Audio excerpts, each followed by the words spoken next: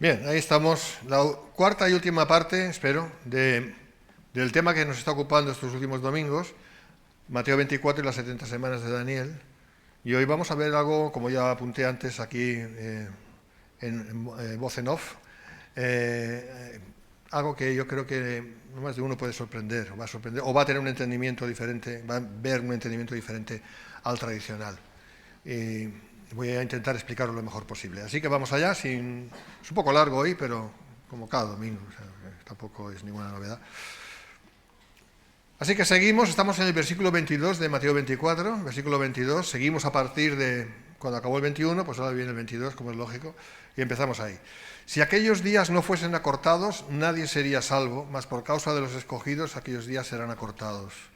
Esto es un gran alivio para la gente que tenga que estar, gente de Dios, que tenga que estar pasando por ese tiempo de la tribulación.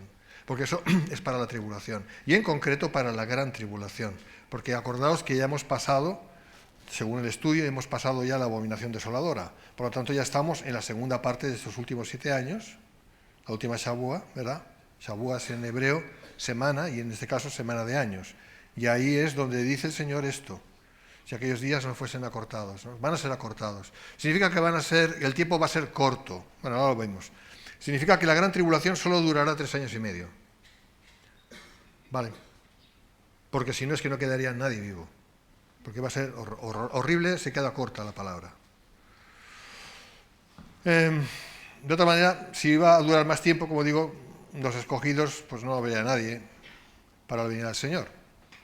Aquí ya se ha producido el arrebatamiento, o sea que no es con nosotros, es con los salvos que van a ser los invitados a las bodas del Cordero, conforme a Apocalipsis capítulo 19. ¿Me seguís? ¿Vale? Ya lo expliqué eso.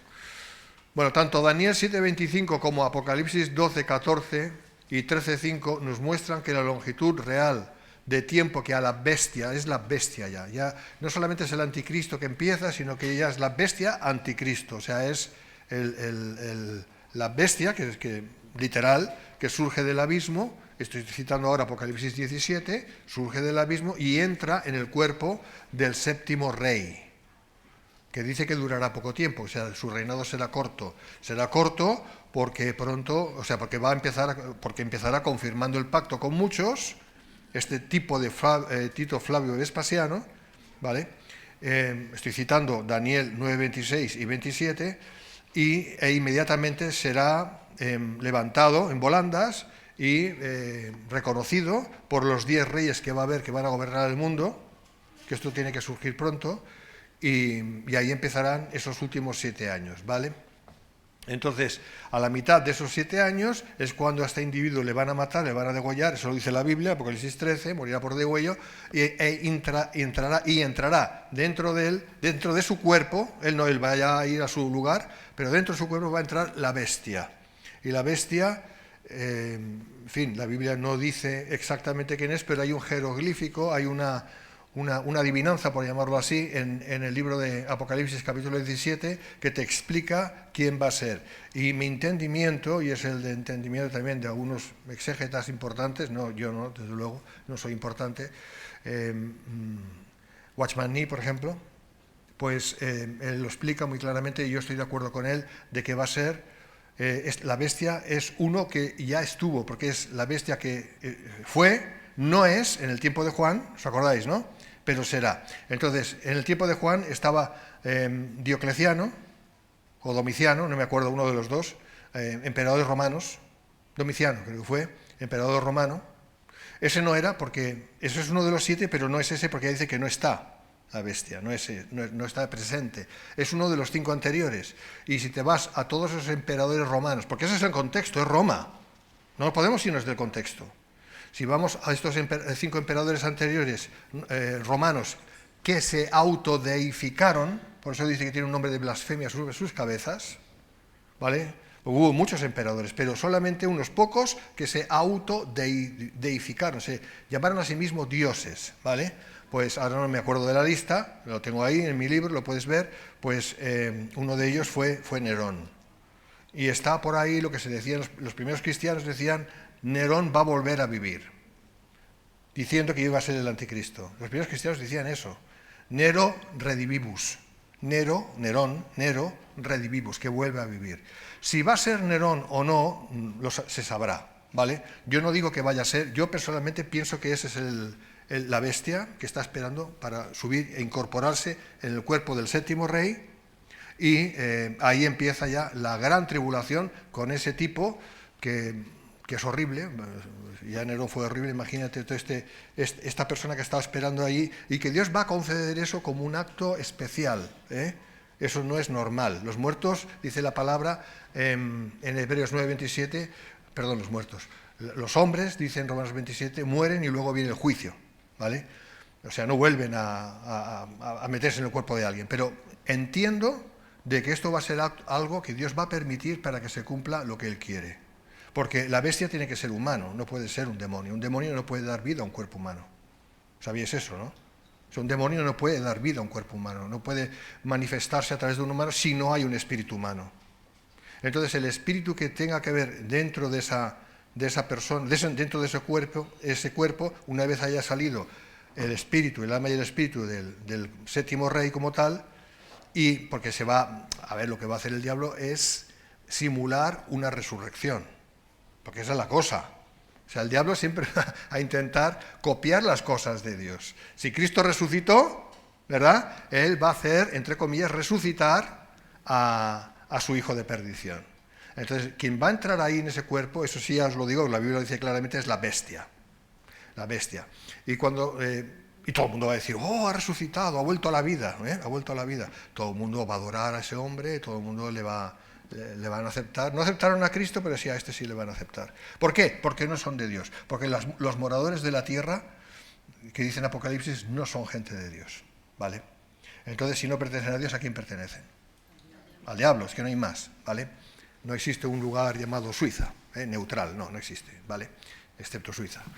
No, los hombres o pertenecen a Dios o pertenecen al enemigo. Entonces va a tener 3 años y medio, que es lo que estamos viendo, 3 años y medio para hacer grandes maldades. Pero también va a ser el tiempo en que Dios va a castigar a la humanidad, a los moradores de la tierra, con las trompetas y con las copas. ¿Me entendéis? Yo os he entregado el libro de Apocalipsis que yo hice. Si alguien no lo tiene o lo quiere tener, se lo puedo enviar por PDF, ¿vale? Pero si vais al capítulo 17, ahí tengo la explicación de todo lo que estoy diciendo. Eso no me lo inventé yo, como os lo he dicho antes, eso es doctrina de Watchman Nee, que fue un mártir de Cristo, un hombre de Dios. Y Watchman Nee era chino, además, es curioso. Y un hombre muy usado por Dios. Y hay otros que piensan igual, ¿no? Algunos se van por los cerros de Úbeda, están diciendo que los 7 reyes son 7 imperios, pero no tiene sentido eso, porque el contexto de Apocalipsis 17 es Roma. Es Roma, ¿me estás entendiendo? No son los asirios, no son los egipcios, no, es Roma, la cuarta bestia, el cuarto imperio, Roma. Y ahí te habla de la ciudad que está en medio de 7 montes. La única ciudad que está en medio de 7 montes es Roma. Y es la gran ciudad que reina sobre los reyes de la tierra, dice Juan. Es que era Roma en aquel tiempo. Por lo tanto, de eso está hablando. No puede ser otra cosa sino esto. La Biblia hay que entenderla como está escrita. Si no, nos volvemos locos, ¿eh? Entonces, este es el entendimiento que os transmito. Como vaya a ser, eso se sabrá cuando se haya cumplido. ¿Me entendéis? De todos modos, eso no opera para nuestra salvación, nuestra santificación directamente. Es un conocimiento que Dios nos da, pero sobre todo entiendo que va a ser es un conocimiento que Dios va a dar para los que vivan en ese tiempo. Muy importante. Por eso la Biblia dice, huid todos de ella, huid. Está hablando del pueblo de Dios que va a vivir en ese tiempo. Pero qué bueno es que la Biblia nos da ese entendimiento a nosotros también, y así podemos entender estas cosas, ¿vale? Pero aquí lo importante, según estamos viendo ahora, es que solo va a tener 3 años y medio para hacer lo que quiera hacer, y va a hacer mucho y muy mal. Horrible, horroroso. Pero luego se le acabará, porque esos días van a ser acortados. ¿Me seguís? Así otra vez digo, todos estos que están enseñando que el mundo entero se va a convertir a Cristo, es que yo no sé dónde sacan esto no está en la Biblia. Esto es lo que nos gustaría escuchar. ¿Podría Dios salvar a todo el mundo? Claro, Dios puede hacer cualquier cosa. ¿La sangre de Cristo tiene poder para salvar a todo el mundo? Por supuesto. Pero otra cosa es lo que Dios quiere hacer. Son dos cosas diferentes. Esto es lo mismo que uno que tiene una enfermedad. Dice, Dios me va a sanar. Y dices, ¿por qué? Porque Dios tiene todo el poder. Ya, pero eso no tiene nada que ver. Dios te puede sanar o Dios no te puede sanar y Él sigue teniendo todo el poder. ¿Me entiendes? ¿No? Así que lo que hay que saber es qué es lo que Dios dice de las cosas. ¿Qué es lo que Dios enseña? ¿Qué es lo que Dios da a conocer? Eso es lo importante, no lo que a nosotros nos gustaría que fuera y adaptarlo a nuestros deseos. ¿Me entendéis? Porque eso no está bien, no está bien. Es que no lo entiendo. Bueno, es igual. Muchas cosas no las entendemos, pero confiamos en Dios, le creemos a Él y a su palabra, y eso es todo.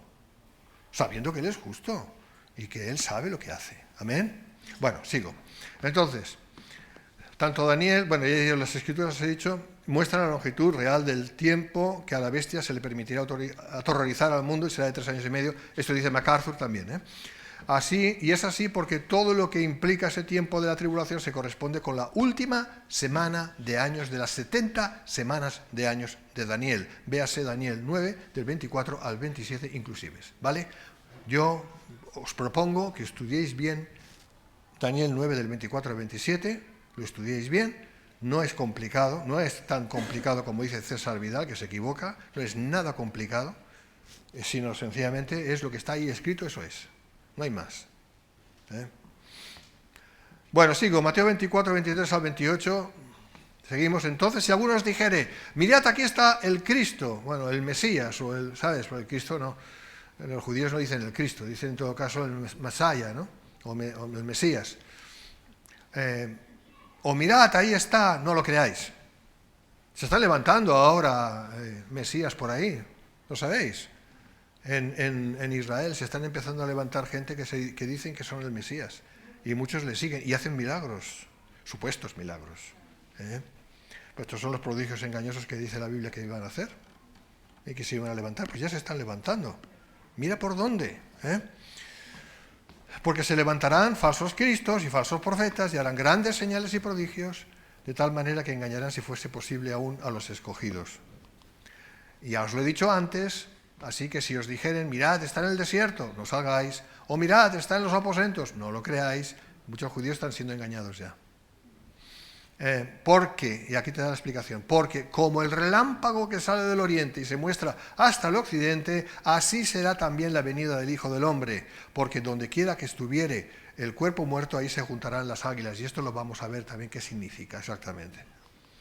Bien, vamos por partes. Los judíos, una vez se hayan desengañado del anticristo, cuando hayan visto que este séptimo rey, ¿vale?, que ha muerto, que ha, entre comillas, resucitado, ya es el octavo, ¿vale? Ya es el octavo, estoy citando Apocalipsis 17, es el hijo de perdición, es el inicuo. Va con toda su parafernalia, se sienta en el templo que van a construir, ya está a punto de ser construido, y se sienta en el lugar santísimo. ¿Vale? Cuando lo vean dirán blasfemia. Y dirán bien. Dirán blasfemia. ¿Vale? ¿Me seguís? Os voy a decir una cosa. Todo el afán del enemigo es llevar su religión luciferina, escucha bien, a Jerusalén. ¿Vale? Jerusalén es la clave. No Roma. Roma va a desaparecer. Es llevarlo a Jerusalén. Eso es lo que él quiere. Porque él imita las cosas de Dios para su fin, y con que el reino de Dios se va a levantar como capital en Jerusalén, ¿me seguís? Él quiere hacer lo mismo anticipándose, ¿vale? Pero lo que va a ocurrir es que le van a ver como un farsante a este individuo y pues los que tengan ojos para ver y oídos para escuchar, que eso lo va a dar Dios en su momento, porque ahí ya estamos en el contexto de la séptima semana, última, cosa que ahora no está pasando, porque Dios no ha empezado con Israel aún. ¿Me entendéis? Pero en ese tiempo Dios, y a la iglesia ya no estará aquí, Dios va a obrar poderosamente con Israel, ¿vale? Los que Dios llame, esos serán los que huirán a los montes de Judea, o irán a las cuevas de aquí, o irán a Petra, a Edom, se esconderán porque van a entender los evangelios. ¿Me entiendes? Si te das cuenta, los evangelios, sobre todo los tres sinópticos, el lenguaje de los evangelios está escrito para la mentalidad judía.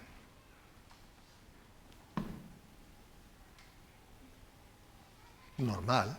Es que Jesús vino a los judíos, nació bajo la ley. ¿Vale? Nació de una mujer bajo la ley hacia las ovejas perdidas de Israel. Ya con la mente de levantar la iglesia, claro. Pero en principio vino a las ovejas perdidas de Israel. Bueno, entonces, en ese tiempo, aprovechando la ocasión, se levantarán falsos mesías y falsos profetas haciendo grandes señales y prodigios mentirosos, como dice también 2 de Tesalonicenses 2, 9, 12. O sea, lo que va a ocurrir en el mundo en esa época es que si nosotros fuésemos ahí, nos llevasen así, un momentito ahí, ¿no? Estamos en la máquina del tiempo y vamos unos años más para adelante y de repente estamos ahí. Fliparíamos, como dicen los jóvenes, y yo también lo digo. O sea, nos quedamos asombrados de las cosas. O sea, se van a producir de cosas raras que ya están empezando a producirse. Pero eso va a ser impresionante. Si uno lee el libro de Apocalipsis y ve lo que pone ahí. Así que no, las cosas no van a ser como ahora, no. Ni mucho menos. Seguimos. Engañarán a muchos, pero no a los escogidos. Si fuese posible, dice, engañarán a los escogidos. No, porque no va a ser posible. ¿Amén? Juan 10, 4, 5, esta es la base legal para decirlo.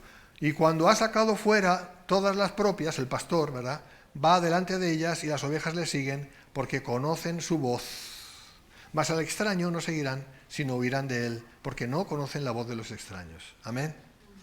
Así que si tú ves a un supuesto cristiano profesante hoy en día, que de repente se va detrás de una doctrina mala, ¿vale?, o de alguien que enseña doctrinas malas y persevera ahí, pues lo más probable es que no sea cristiano.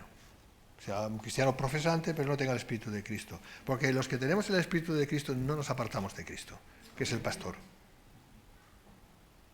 ¿Amén? Pero entonces pasará lo mismo, ¿no? Nunca será nada diferente en cuanto a esto.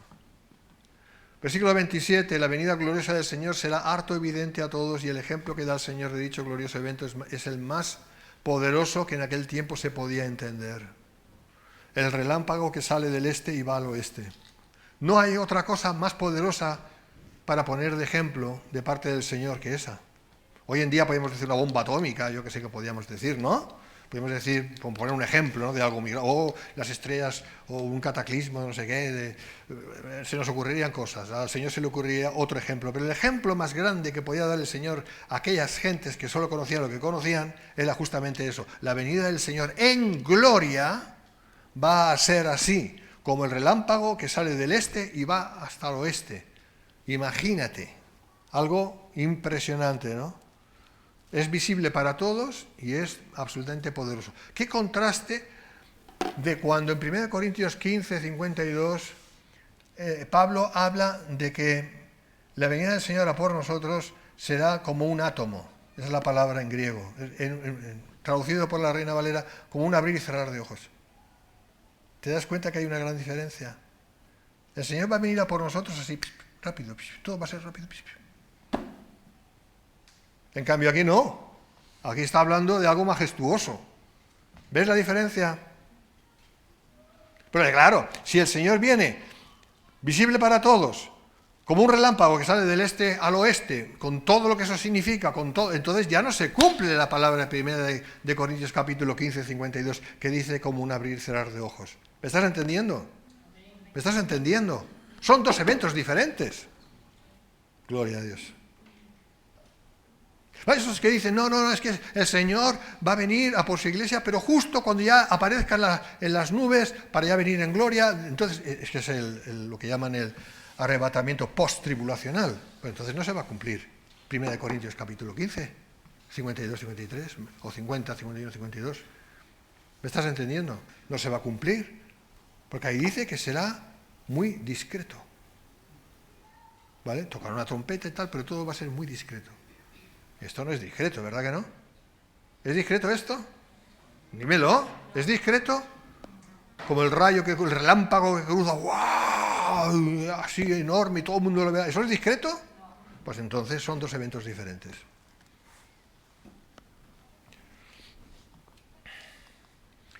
Versículo 28, porque donde quiera que estuviera el cuerpo muerto, ahí se juntarán las águilas. Y esto, qué poco se entiende. Vamos a ver si lo entendemos. La localización de un cadáver es visible desde grandes distancias por el círculo de aves carroñeras que se reúnen sobre él. Cuando habla aquí de águila, que es aetos en griego y significa águila, no necesariamente está hablando de un águila como tal, porque las águilas no son carroñeras, ¿vale? Pero se entiende que eso se puede trasladar perfectamente a un buitre, ¿vale? Que sí es una ave carroñera. ¿Por qué el Señor no dijo buitre y dijo águila? Vaya usted a saber. Pero ese es el ejemplo. Para nosotros que entendemos un poquito más de zoología, ¿vale? Sabemos que es un buitre. Los buitres, los ves volar, ¿me sigues? Les ves volar y eso significa que hay un cuerpo muerto en alguna parte ahí cerca. Porque los buitres van volando primero y hasta que no son bastantes no bajan, porque así de esa manera se están protegiendo, por si fuera una trampa, ¿vale? Entonces, ya cuando hay muchos, entonces ya bajan, inspeccionan, son muy cautelosos los buitres, muy inteligentes como aves que son, y muy sucios, son aves carroñeras, y cuando ya empiezan a comer, van picando, ya entonces se lanzan, ¿vale? Ese es el ejemplo, ¿no? Vale. Entonces, de igual manera, el regreso de Cristo será claramente evidente de cerca y de lejos. Así como los buitres se ven en el aire, ¿vale? Pues así va a ser también el Señor. Ese es otro ejemplo que el Señor está dando de su venida. Bueno, lo leo aquí. Esta es la misma idea contenida en la ilustración del relámpago del versículo anterior. Es decir, grandilocuente, ¿vale? La imagen de las aves y el cadáver se refiere también al juicio. Eso también es el otro entendimiento que acompañará la venida del Señor. Apocalipsis 19:21, y los demás fueron muertos con la espada que salía de la boca del que montaba el caballo, y todas las aves se saciaron de las carnes de ellos. Son dos cosas que el Señor está diciendo en esa parte del versículo de Mateo 24. Una es acerca de todo lo que va a pasar ahí, de la grandiosa venida suya, comparándolo también con lo del relámpago, todo es lo mismo, es la misma comparación, y al mismo tiempo, aquí ya nos da un poco más de sentido, un poco más de detalle, que va a ser terrible porque su venida en gloria va a ir acompañada de mucha muerte. Es el Armagedón. Y van a morir, y aquí lo pone, ¿no? Y todas las aves se saciaron de las carnes de ellos. Esto no les gusta para nada a los postribulacionistas, pero para nada. Leen esto y dicen, uy, no puede ser. Si Dios es amor. Es como la mujer esa que me encontré el otro día y le dije, y me dijo, yo no creo en Dios, me dijo así en el camino, dice, yo no creo en Dios, porque si Dios fuera tan grande y tan poderoso, no permitiría lo que está pasando, las guerras que están pasando. Y yo le dije, pues espérate, es que tú no has entendido la gravedad del pecado. ¿Qué pecado? Si yo no he pecado nunca. Yo no he matado, no he robado, sí me dijo. Digo, claro, no has matado y no has robado, menos mal. Y así está la mayoría de la gente, no tienen la percepción de culpa, de responsabilidad, vamos a decirlo mejor, por sus pecados. Y piensan que los pecados no son nada. Cuando los pecados son el resultado de los pecados es el mundo como está. Y yo le dije, como está el mundo, no es culpa de Dios, es culpa nuestra. ¿Por qué? Porque somos pecadores. Yo no, tú la primera. Y yo el segundo. No, de verdad, la gente no tiene temor de Dios, ese es el problema. Pero bueno, es lo que nos ha tocado vivir. Seguimos. Bien, la venida en gloria de Cristo, e inmediatamente después de la tribulación de aquellos días. ¿Qué tribulación, hermanos? De aquellos días. Claro, la tribulación de aquellos días está hablando de la tribulación, de la gran tribulación, o si quieres más, de la tribulación entera, que son 7 años. Para aquellos que aún no lo tienen claro, la tribulación como tal son 7 años. La última Shawua, ¿vale? 7 años. Y si hablamos de la gran tribulación, es la mitad de esos 7 años, que son 3 años y medio, como todo el mundo sabe. ¿Bien? ¿Me entendéis? Bueno, de eso está hablando el Señor inmediatamente. O sea, ipso facto, ya, una cosa a la otra. No va a pasar un tiempo, no va a haber un tiempo de no sé qué, no, va a ser inmediatamente. Bueno, lo dice, inmediatamente. Después de la tribulación de aquellos días, el sol se oscurecerá. Eso es lo que va a pasar. Y la luna no dará su resplandor y las estrellas caerán del cielo. Y las potencias de los cielos serán conmovidas. Sí, esto es en un abrir y cerrar de ojos, ¿verdad? ¿Verdad? ¿Sí? Entonces, ¿qué? Entonces, ¿qué? Pues el arrebatamiento dice que será un abrir y cerrar de ojos. Pues esto yo no lo veo como un abrir y cerrar de ojos. Esto lo veo como algo muy fuerte, ¿no?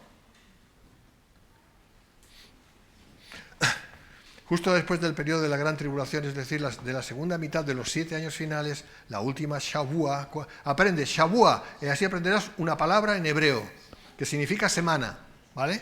Y es semana de años.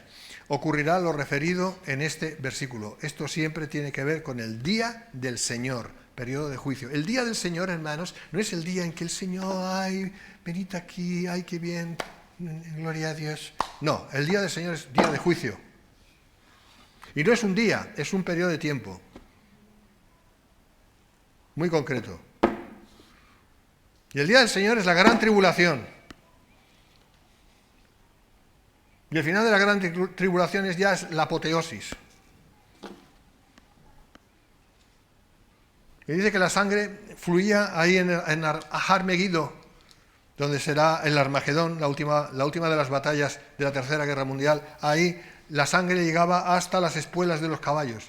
Yo no sé si va a haber caballos o no, eso no lo sé, pero la altura es bastante alta. De sangre. Horrible. Pero ese es el resultado del pecado, hermanos. Por eso Cristo murió, para que nosotros no tuviéramos que pasar por ahí. ¿Te das cuenta? Así que, de verdad, cambiemos el chip. Pensemos como Dios piensa. Dios es amor, pero Dios es santo. Y el resultado, la paga del pecado, como está escrito, es la muerte.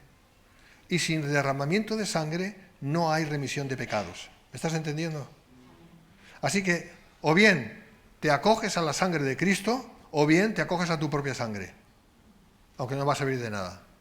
Porque tú no te puedes redimir a ti mismo, como ser humano. ¿Me entiendes? ¿Que no gusta eso? Humanamente no gusta nada. Pero es que aquí no se trata de lo que nos guste o no nos guste. Se trata de la verdad de Dios. ¿Ahora tú te crees que eso lo puedo decir así? ¿En público? Pues ya no. Pero esa es la verdad. Yo puedo decir muchas cosas. Jesús te ama. Hermano, ven a Jesús. Recibe a Jesús. Cree en Jesús. Acógele en tu corazón. Recíbelo. Y hasta ahí. Fantástico. Pero cuando empiece a decir Jesucristo es el único camino. Jesucristo es la única verdad. Y cuando empiece a decir lo que acabo de decir antes, multa de 60.000 euros, hermanos, gloria a Dios. Sí, es lo que hay. Y luego ya no sé de aquí en adelante lo que va a pasar. Por lo tanto, dice que el avisado ve el mal y se esconde.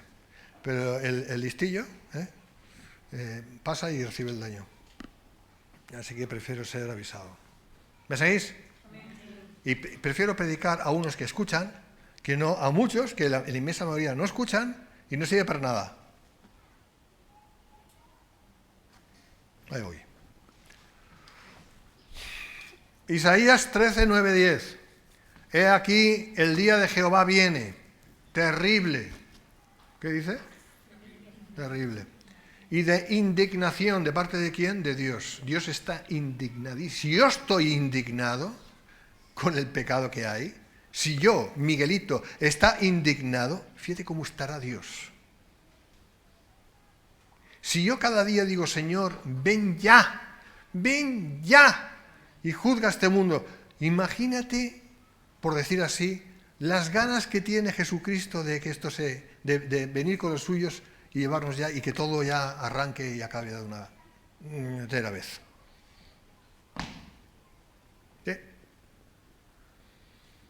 Porque Dios no puede ver. ¿Sabes por qué Dios está teniendo paciencia? Porque aún sigue viendo la sangre de su Hijo. Aún. Pero el tiempo se va a terminar y entonces va a venir el juicio directamente. Y todos aquellos que no hayan creído, dos razones. Es verdad que no van a ser escogidos para creer, es verdad, pero también es verdad que tampoco van a querer creer. Y van a ser juzgados por eso segundo, porque no van a querer. ¿Me seguís? O sea, que los que creímos fue porque Dios quiso salvarnos y porque Dios hizo que nosotros quisiéramos. Gracia irresistible se llama. Pero los que no creen porque Dios no les hace creer, pero ellos tampoco quieren creer, como nosotros tampoco queríamos creer antes. ¿Lo has entendido? Pues esto es el Evangelio, hermanos. Lo demás, muchos son los llamados, pocos los escogidos. Ese es el sentido. Bueno, lo voy a dejar ahí porque me puedo enrollar y no, yo quiero seguir. De indignación y ardor de ira para convertir la tierra en soledad y raer de ella sus pecadores. ¿Qué dice? Convertir la tierra en soledad y raer de ella a sus pecadores. Raer, ¿sabes lo que significa? Como arrancar de cuajo. Esto lo escribió Isaías en el año 730 a.C. Por lo cual las estrellas de los cielos y sus luceros no darán luz y el sol se oscurecerá, que es lo que estábamos viendo, al nacer, y la luna no dará su resplandor. Fíjate que ya lo están diciendo ya los profetas del Antiguo Testamento, veremos más. Joel 2, 1, 10, 11, 30, 31. Toca trompeta en Sión. ¿Dónde está Sión? Jerusalén. ¿Vale? Y dad alarma en mi santo monte, tiemblen todos los moradores de la tierra, porque viene el día de Jehová. Otra vez el día de Jehová, ¿verdad? Vale. Porque está cercano. ¿Cercano para quién? Para Dios está cercano. Para nosotros no, pues esto lo escribió Joel, que creo vivió en el 800 a.C., una cosa así. No es un tiempo humano, es un tiempo de Dios. Lo está diciendo, cuando dice cercano significa conforme al tiempo de Dios. Amén. Sigo, delante de él temblará la tierra, se estremecerán los cielos, el sol y la luna se oscurecerán y las estrellas retraerán su resplandor. Y Jehová dará su orden delante de su ejército, porque muy grande es su campamento, el cual, el de Dios, es que el Señor viene con todo el ejército, hermanos, celestial. Bueno, todo no necesita todo, pero con un gran ejército celestial, así va a venir. Fuerte es el que ejecuta su orden, porque grande es el día de Jehová. ¿Quién ejecuta la orden de Dios, de Cristo? Pues presumiblemente el arcángel Miguel, que es el que defiende al pueblo de Dios. Dicho de paso. Porque grande es el día de Jehová y muy terrible. ¿Quién podrá soportarlo? Es una pregunta retórica, nadie.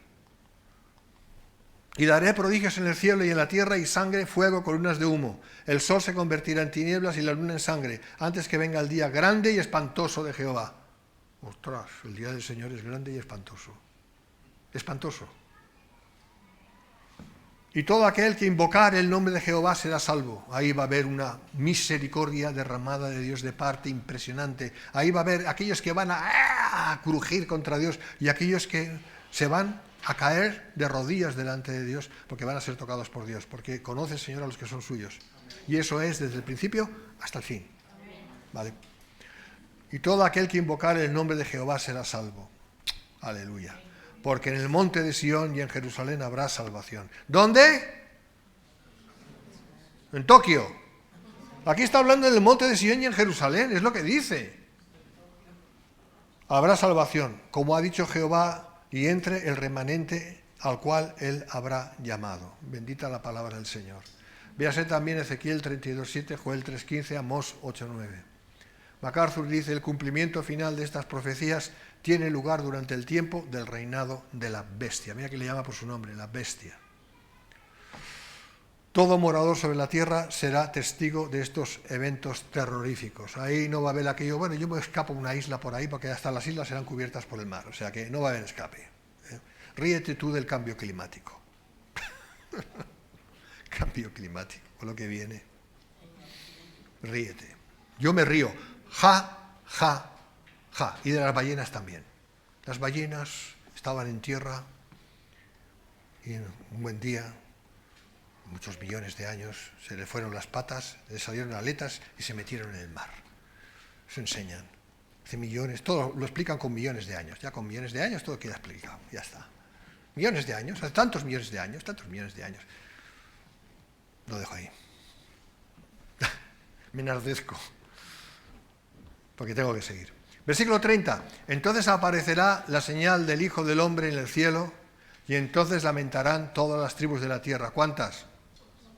Todas. Y verán al Hijo del Hombre viniendo sobre las nubes con poder y gran gloria. ¿Esto es el arrebatamiento, hermanos? De ninguna manera, no puede ser. No puede ser. Son dos eventos diferentes, ya lo dije antes. No puede ser. La señal del Hijo del Hombre, y muchos comiéndose el tarro. ¿Y cuál será la señal del Hijo? Uno dice una cruz con luces. ¿Qué cruz? No viene como cruz. El Señor no viene como cordero, el Señor viene como león de la tribu de Judá. ¿Te das cuenta? Entonces, ¿cuál es la señal? Bueno, se ha de entender como un milagro, una maravilla, un acto sobrenatural. Entendemos que el Hijo del Hombre en sí mismo es la señal.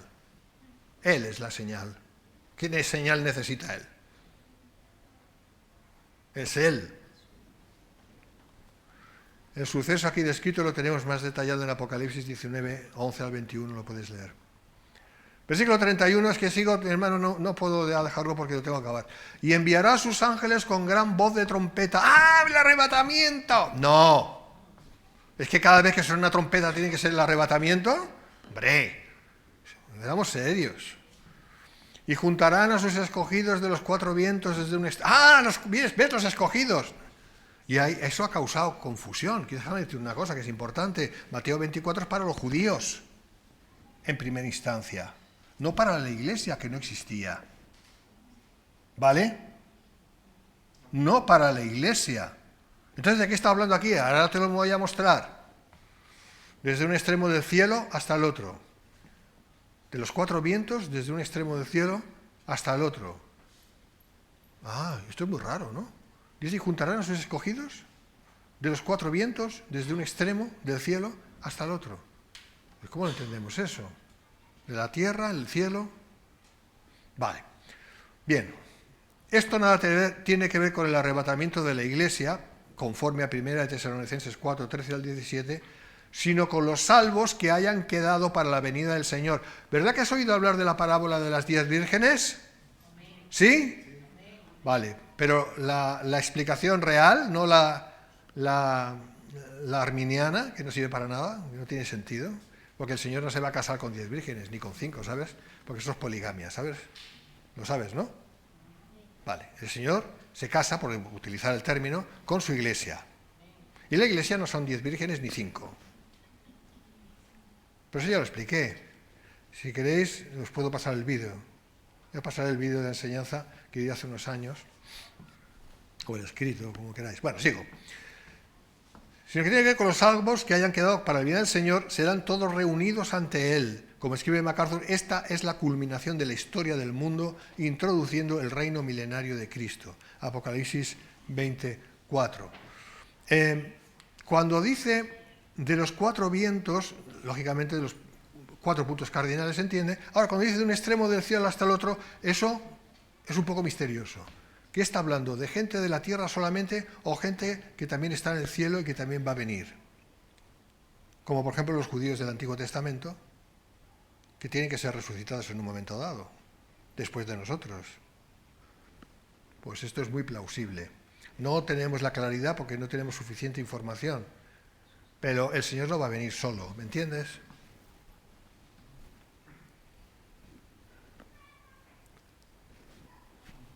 Pero no tiene nada que ver con el arrebatamiento, ¿vale?, de la iglesia. Aquí quería yo llegar, hermanos, vuestra atención, esto va a ser lo interesantísimo. Las misteriosas palabras de Jesús. ¿Por qué ellas se han llamado misteriosas? Por lo que vamos a ver. De la higuera aprended la parábola. Cuando ya su rama está tierna y brotan las hojas, sabéis que el verano está cerca. ¿Sabéis, no? Vale. Así también vosotros, cuando veáis todas estas cosas, ahí lo dejo, conoced que está cerca a las puertas. De cierto os digo que no pasará esta generación, la generación de estas cosas, ¿no? La generación de estas cosas, ¿no? Porque, a ver, gramaticalmente es así, sintácticamente es así, de estas cosas. ¿Y qué cosas son estas? No estamos hablando de 7 años. Ya me estoy adelantando. De cierto os digo que no pasará esta generación hasta que todo esto acontezca. El cielo y la tierra pasarán, pero mis palabras no pasarán. Eso está claro. Vamos a ir por partes. Higuera. Habla de higuera. La higuera da higos, ¿no? ¿O no? ¿O no? Israel es la higuera que en su vida ha dado higos. ¿Vale? Una higuera estéril. De la higuera aprended la parábola. La clave para entender las misteriosas palabras de Jesús está aquí. Los discípulos fueron testigos de dicha parábola. Ellos estaban en ventaja. Ellos sabían de qué estaba hablando el Señor. Y esto nos retrotrae a Mateo 21, 18, 19, que es lo que vimos en un principio de la enseñanza. Hace 4 domingos. Y esta es la clave de todo. Por la mañana, volviendo a la ciudad, tuvo hambre y viendo una higuera, esto fue el lunes, domingo de gloria, ¿vale? El domingo, estaba triunfal, sobre un asno, ¿vale? Estuvo ahí por la tarde hablando en el templo, se fue a Betania a dormir, ¿os acordáis que lo expliqué? Fue a Betania a dormir, por la mañana, nadie le dio de desayunar, mal hecho, es obvio porque tenía hambre. De camino a Jerusalén, se encuentra con una higuera que no tiene fruto. Y viendo una higuera cerca del camino vino a ella y no halló nada en ella sino hojas solamente, que es lo que suele haber. Y le dijo, nunca jamás nazca de ti fruto. Y luego se secó la higuera. ¿Vale? Esto es una maldición sobre... Dios maldice, ¿sabes eso, no? Que Dios maldice. Sí. Sobre Israel. ¿Y eso qué tiene que ver con? Acordémonos que la higuera en la que el Señor esperaba obtener fruto no daba y la maldijo. Esa higuera representaba a Israel que no daba fruto, sino que lejos de darlo, encima rechazó al Mesías. ¿Bien? Mateo 21, 19. Nunca jamás nazca de ti fruto. Y luego se secó la higuera. ¿Verdad que lo dice? Vale. En ese momento Israel quedó dejado de lado, ya no daría fruto por sí mismo, que es lo que Dios siempre ha esperado, porque acordaos que el pacto con Israel es tanto condicional como incondicional. Condicional respecto a la ley. Dios esperaba que el pueblo judío o el pueblo israelita fuera un poquito más obediente, narices, ¿vale? Nunca lo fue. Y las 10 tribus del norte desaparecieron por los asirios. Y Judá fue, años más tarde, llevado a Babilonia en cautiverio. Castigo tras castigo, tras castigo, tras castigo. Porque Dios esperaba de Israel un fruto. Porque le dio suficiente gracia como para que diera cierto fruto. Y no dio nada. Pero, el pacto es también incondicional, que significa que Dios al final va a hacer lo que quiere hacer con Israel. Y se cumplirá. Y luego todo Israel será salvo. El Israel nacional. Al final del tiempo de los gentiles. ¿Me seguís? Así que Dios da la oportunidad. No se cumple, no pasa nada, porque mi compromiso, dice el Señor, mi compromiso con vosotros es mi compromiso. No el vuestro conmigo, sino el mío con vosotros. Y eres la más fea, Israel. Pero yo me he comprometido a amarte. La nación más despreciada, en todos los sentidos. Pero yo me he comprometido a amarte. Y lo voy a hacer al final. Hasta al final se va a ver. ¿Me entiendes? Pero, en ese momento, la maldición estaba echada por parte del Señor. La higuera, por supuesto, representa a Israel, sin lugar a dudas. Por eso digo, en ese momento Israel quedó dejado de lado y ya no daría fruto por sí mismo, excepto a partir del momento en que Dios actuará haciendo reverdecer la higuera. ¿Qué hemos visto? Cuando veáis reverdecer la higuera, ¿verdad? Vale. Acordémonos que esto ocurrió un día o dos antes de que el Señor declarara sobre la casa de David, Mateo 23, 39, aquí vuestra casa os es dejada desierta. La casa es la higuera, la casa de David es la higuera, son sinónimos, ¿vale? ¿Me entendéis? Os es dejada desierta, porque os digo que desde ahora, enfatizo, que desde ahora no me veréis hasta que digáis, bendito el que viene en el nombre del Señor. Y esto se cumplirá al final del día del Señor, sobre todo. Entonces, en ese momento, 2 días antes de ir a la cruz, o 2 días antes de la cruz, acabaron las 62 semanas de años. ¿Os acordáis? 434 años. Justo 2 días antes de ir a la cruz, como está escrito en Daniel 9, Daniel 9:25, ahí está escrito. Que empezaron con Malaquías, estas 62 semanas de años empezaron con Malaquías en el 397 a.C., conforme también lo dice Daniel 9, 25, 26, habla de eso, las 70 semanas de años, y que duraron hasta, como digo, 2 días antes de la cruz. Empezaron con Malaquías y todo el periodo intertestamentario, que no hubo profeta, y acabaron cuando el Señor declaró esto de Mateo 23, de aquí vuestra casa os es dejada desierta. Ahí acabaron esta segunda tanda de años de las 70 semanas, esperando una semana de años que tiene que cumplirse, que es de lo que trata Mateo 24. ¿Vas entendiendo mejor? Por eso yo voy repitiéndolo, porque esto hay que entenderlo. Entonces, en ese momento, cuando acabó la segunda tanda, es decir, las 62 semanas de años, que son 434 años, empezó el tiempo indefinido en relación a Israel, porque vuestra casa os es dejada desierta. ¿Vale? Y fue cuando ya el Señor empezó con la iglesia. Menos mal, ¿no? Por eso nosotros estamos aquí, ¿eh? Que aún dura, y coincide, como digo, en el tiempo de la iglesia, que terminará cuando comience la última semana de años o la última Shavuot. Cuando en esos 7 años Dios acabará su obra en relación, y solo en relación, con Jerusalén e Israel, porque ese es el sentido, conforme Gabriel le dijo a Daniel. Daniel 9:24, ahí está escrito, ¿vale?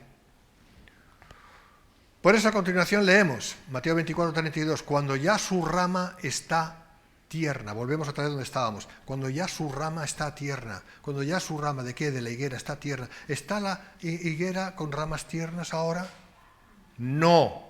Pero Miguel, si Israel empezó a ser nación en 1948, ¿y qué? ¿Es que empezó la última semana de años en 1948? No. ¿Es el Israel de ahora, el Israel que será salvo? No. Entonces, ¿cuál será? ¿Conoce el Señor los que son suyos? Yo no lo sé. El Señor tiene que llamar en medio de los judíos, y muchos no están ni siquiera viviendo en Israel. Tienen que volver a su tierra. Todavía. Nosotros no sabemos quiénes van a ser. Es más, va a haber, según el libro de Apocalipsis, capítulo 7, 12.000 de cada tribu. De tribus que ya no existen. Para nosotros no existen las 10 tribus del norte. Pues fíjate, desde el tiempo de los asirios, qué locura.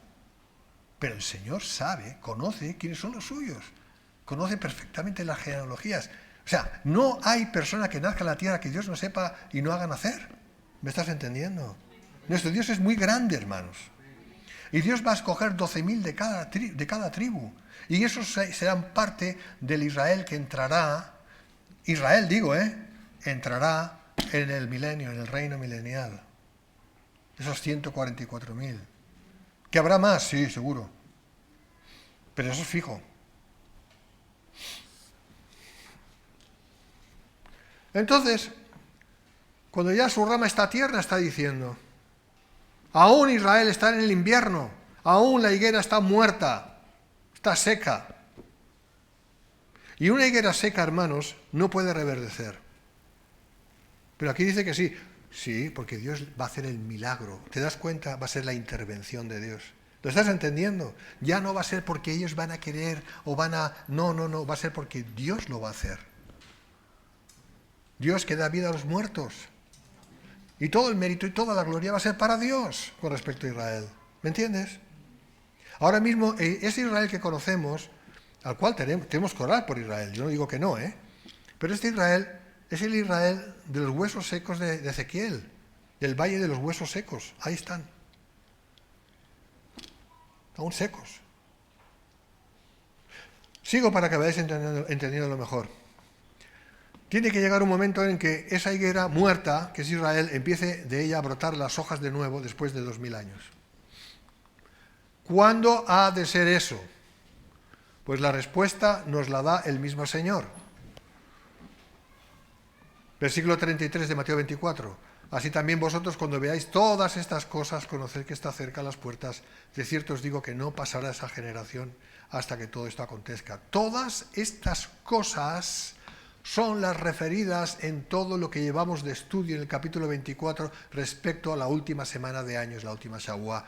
Ya más claro no lo puedo decir porque ya lo he ido repitiendo, pero esto ya te lo digo ya enfáticamente, ¿vale? Todas estas cosas a las cuales Jesús se está refiriendo cuando empiecen es todo lo que llevamos del estudio de Mateo 24, que se corresponde con los últimos 7 años, que van a ser el único tiempo por el cual y en el cual Dios va a trabajar con Israel y con Jerusalén. No lo está haciendo todavía.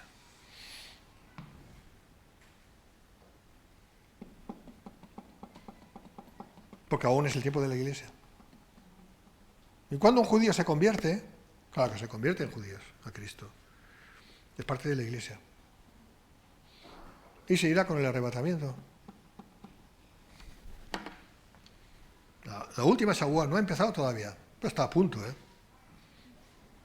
¿Entendéis esto? Cuando él dice todas estas cosas se está refiriendo al tiempo de los últimos 7 años. Nada de 1948, que hace 80 años de eso, no tiene nada que ver. Tiene que ver lo que tiene que ver, pero no más allá. Porque la higuera, Israel no reverdeció en 1948, como están diciendo algunos. No reverdeció entonces. Porque si hubiera reverdecido, sería la cosa muy diferente. Porque para reverdecer Dios tiene que hacer algo, tiene que hacer el milagro. Y el milagro lo hará en el contexto de los últimos 7 años. Ya está. Quiere decir que Dios no hace milagros mientras tanto, Dios hace lo que quiere. Pero oficialmente es lo que está escrito. ¿Me entiendes? Por eso digo, cuando se convierte un judío, es parte de la Iglesia, no es parte de Israel nacional. Aunque siga siendo judío. Es parte de la Iglesia. Entonces, cuando los creyentes empiecen a ver las señales a partir de Mateo 24, 6, nosotros presumiblemente ya las empezamos a ver, si tenemos ojos para ver. Conocemos que la venida en gloria del Señor está a las puertas. Todo ocurrirá en la misma generación. Todo ocurrirá en el contexto de la última semana de años, de las 70 semanas de años de Daniel. Cuando habla de todo ocurrirá en esa generación, está hablando de la generación de esos últimos 7 años. Eso es lo que está diciendo. No que dura una generación, sino que es la generación, es los que vivan en los 7 años, porque ese es el contexto de lo que está diciendo en Mateo 24.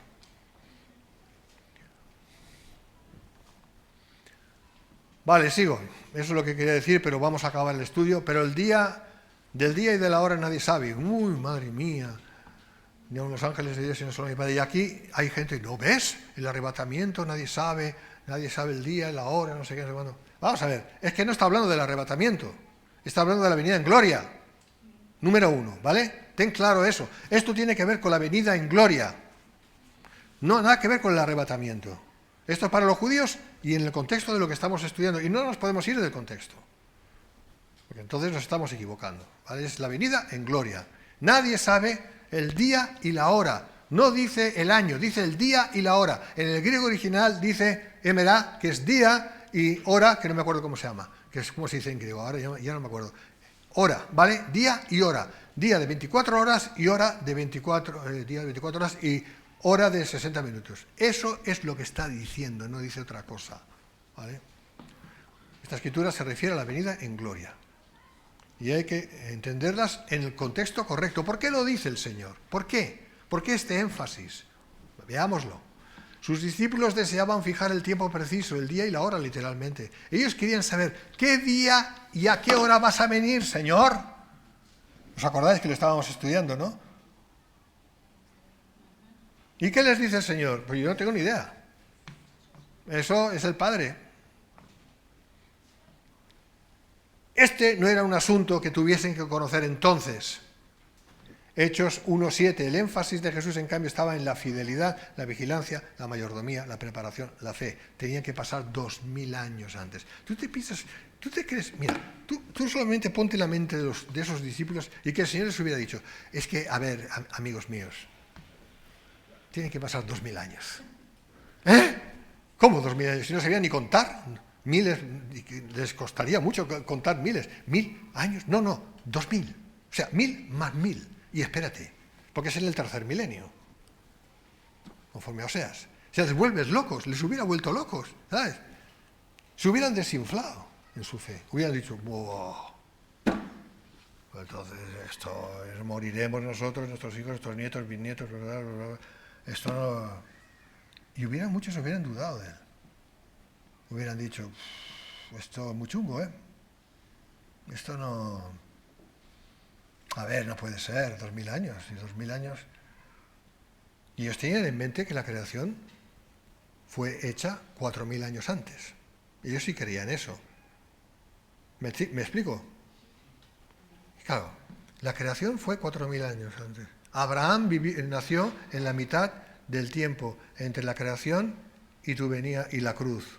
Y tu venida, Señor. Abraham. Y encima 2000 años más. Chungo, Señor, esto no No me cuadra. Yo pensaba que ibas a venir ya a instaurar el reino. Ya, pero ya, o sea, ya, que es lo que estaban diciéndole cuando el Señor estaba a punto de ser elevado a los cielos. Y en este tiempo, ¿vendrá tu reino en este tiempo?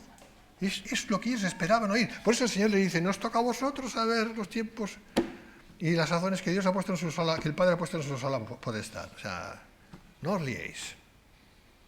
No les dijo, tienen que venir 2000 años de iglesia. Ni siquiera sabían lo que era la iglesia aún. ¿Cuándo supieron lo que era la iglesia? Cuando vino el Espíritu Santo en gloria. ¿Me están entendiendo? Sobre ellos, los 120 que estaban en el aposento alto. En ese momento, que tenían que pasar 50 días aún, ¿no? Una cosa así. No, tenían que pasar, sí, porque eso de hecho fue ya cuando estaba resucitado a punto de ser elevado. Efectivamente, tenían que pasar 50 días, que es lo que significa Pentecostés. No estaban preparados para entender que la iglesia tenía que venir, que tenían que salvarse los gentiles siquiera. No estaban preparados, hermanos. El primer gentil fue Cornelio en Hechos capítulo 10.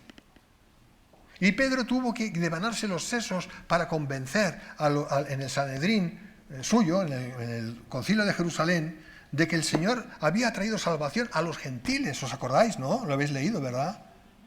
¿Tú te crees que estaban preparados para recibir esa revelación, esos pobres discípulos de entonces? No, no lo estaban. Por eso el énfasis, el día y la hora nadie sabe. No es vuestro problema. ¿Lo entendéis ahora? ¿Se entiende mejor? Lo que ocurre y ocurrirá, y con eso acabamos ya. Versículos 37 al 44, más como en los días de Noé, fíjate cómo compara estos días finales con los días de Noé. ¿Qué vino en los días de Noé, hermanos? Lo que nadie cree.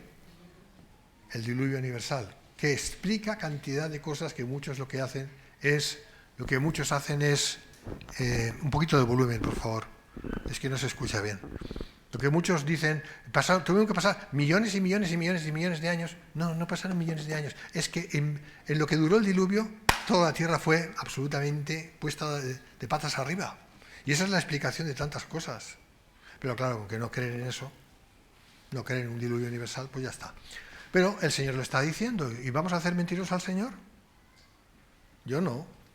Mas como en los días de Noé, así será la venida del Hijo del Hombre, porque como en los días antes del diluvio, ¿de qué está hablando? Del diluvio, ¿no? Agua, ¿no? Vale. O sea que Jesús está diciendo que hubo un diluvio, ¿verdad? Entonces, ¿lo hubo o no lo hubo? Pues es que el Señor lo dice. No, es que el Señor lo dice así porque, claro, era la tradición. No, el Señor no mentía. ¿Me entiendes? Decía la verdad. Estaban comiendo y bebiendo y casándose y dándose en casamiento. No os caséis, ¿vale? Hasta el día en que Noé entró en el arca. Y no entendieron hasta que vino el diluvio, se los llevó a todos. ¡Hola! Así será, así. Será también la venida del Hijo del Hombre. El arrebatamiento. ¡No! La venida en gloria. Entonces estarán dos en el campo. ¡Ah, mira el arrebatamiento! El uno será tomado y el otro dejado. ¡No! Dos mujeres estarán moliendo en un molino, la una será tomada y la otra será dejada. Tampoco. Velad pues, porque no sabéis a qué hora ha de venir vuestro Señor. Desde luego, la hora no, pero el tiempo sí. Cuando hayan pasado los últimos 3 años y medio, estará clarísimo que el Señor va a venir, poniéndonos en ese tiempo, ya, en cualquier momento. ¿Me entendéis? Claro que van a salir. Nosotros lo sabemos. Nosotros sabemos que el Señor va a venir al cabo de los 7 años finales. ¿Cómo no lo van a saber ellos que hayan vivido ya todo ese tiempo? Los que estén vivos, claro. Claro que lo sabrán. Pero el día y la hora no van a saber. El día y la hora no. Pero es que es literal, día y hora. No el tiempo, día y hora. ¿Ok? Velad pues, porque no sabéis a qué hora ha de venir vuestro Señor. Pero sabed esto, que si el padre de familia supiese a qué hora el ladrón habría de venir, velaría y no dejaría mirar su casa. Y este es el ejemplo. Por tanto, también vosotros estad preparados, porque el Hijo del Hombre vendrá a la hora que no pensáis. Si el padre de familia supiese a qué hora el ladrón habría de venir. No sabe, pero puede saber que un ladrón puede venir. Y tiene que estar preparado, que no sepa exactamente la hora. ¿Me entiendes?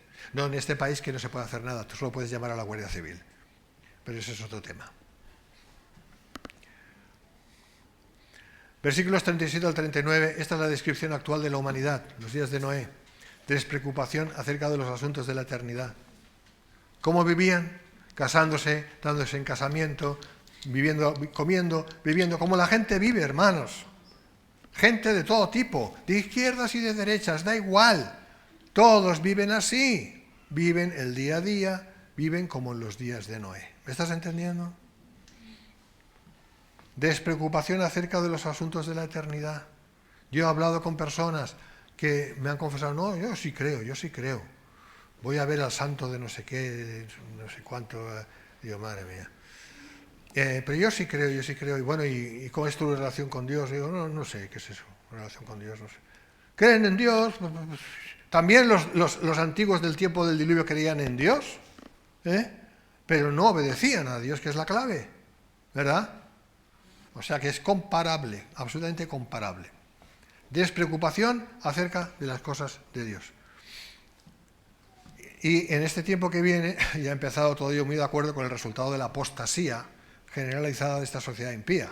Según el Tesalonicenses 2:3, ¿cómo ocurrió en los tiempos de Noé? Sociedad apóstata. Habían visto grandes cosas y dejaron a Dios porque sí. Como en aquellos tiempos, cuando vino el diluvio universal, la humanidad actual solo entenderá cuando se vaya apercibiendo de lo que ocurrirá en el mundo meses, semanas, días antes de que venga el Señor. Sí se van a dar cuenta.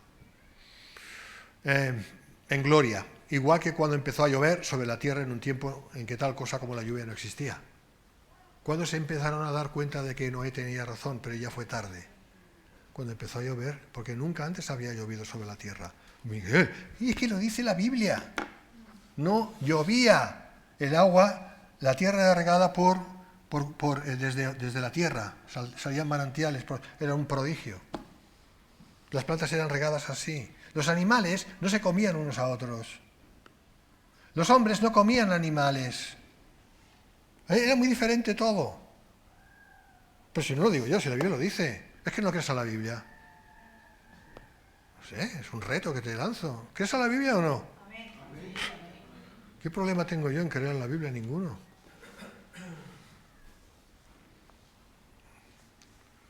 Así que cuando empezó a llover dijeron, ¡ostras, Pedrín!